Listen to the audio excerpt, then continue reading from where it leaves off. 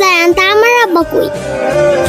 তোমার কি মন খারাপ? মার কতদিন ধরে জিজ্ঞাসা আমার আব্বা কই, আমার আব্বা কই গেছে, মা কিছুতেই কয় না। আর গোপন করুম না রে মা, গোপন করার দিন শেষ। জান্নাতের আব্বা তো আইছে কিছুদিন হই, তুমি ওই বাড়িতে যাও না কেন? যে মানুষটার হাত ধরে আমি ওই বাড়িতে গেছিলাম, এই মানুষটা বিদেশ থেকে আইসা আমার একটা খোঁজ খবরও নিল না। আমি বাইসা আছি না, মইরা গেছি, জানতেও চাইলো না। তাহলে আমি কেন যাবো? ওই বাড়ির লোকজন তোমার নামে উল্টো পাল্টা কথা কইছে, আমার থেকে তো বেশি তুমি জানো ওই বাড়ির লোকজন কেমন। তুই তো ঠিক কইছস, আরো খারাপ হইতে পারে, আরো মিথ্যা কথা কইতে পারে আমার নামে বানায় বানায়। আমি আমার জান্নাতে নাই যাবো। পাঞ্জাবি পরা আর পাগড়ি পরা, ওটাই তোমার বাবা। বাবা, এই মেয়ে কার বাবা বলতেছো? আমি দেখতেছি তোমাকে কে পাঠিয়েছে মা? আমার নাম জান্নাত। আমার যদি মেয়ে হতো আমার মেয়ের নাম রাখুন কি? জান্নাত। আমাকে আমার মা পাঠাইছে, ওই যে আমার মা।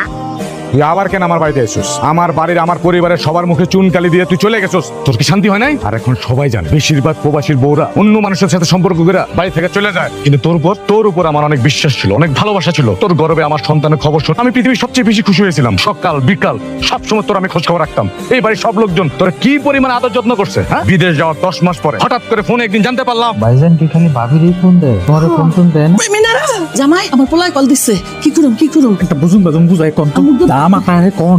ও বাবা, সর্বনাশ হয়ে গেছে বাবা। মা কি হয়েছে মা? তুই যেই মাইয়ারে বিয়ে করে আনছিলি ওই রকম কইরাই তুই বিদেশ যাওয়ার পরে ওই অপয়া মাইয়াটা আর একজনের হাত ধইরা বাড়ি থেকে পালাইয়া গেছে রে। আমার মান সম্মান ইজ্জত কিচ্ছু রইলো না। তোর আমার কথা চিন্তা করিস না, তুই মার দিয়ে খেয়াল রাখ। মার যাতে কোনো কিছু না হয়, মার যদি কিছু হয়ে যায় তাহলে আমি মরে যাবো, আমি বাঁচুম না। আরেক বেটার লোক সংসার করতে তোর লজ্জা লাগলো না? 1000 বার লাখবার ফোন দিছি, আরেক বেটা ফোন ধরে কয় খবরদারি নাম্বারে ফোন দিবেন না। ও আমার ঘরে সুখে আছে, শান্তিতে আছে, ও আমার বউ। অনেক শুনছি আপনাকে কথা, এখন আমি কমু, আপনারা শুনবে।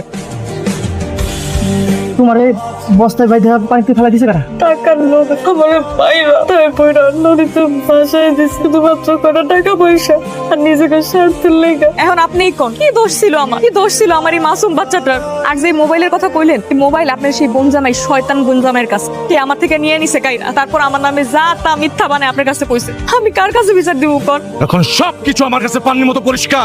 ছি ছি, তোমারে আমার মা বলতে আমার লজ্জা লাগে। ছি।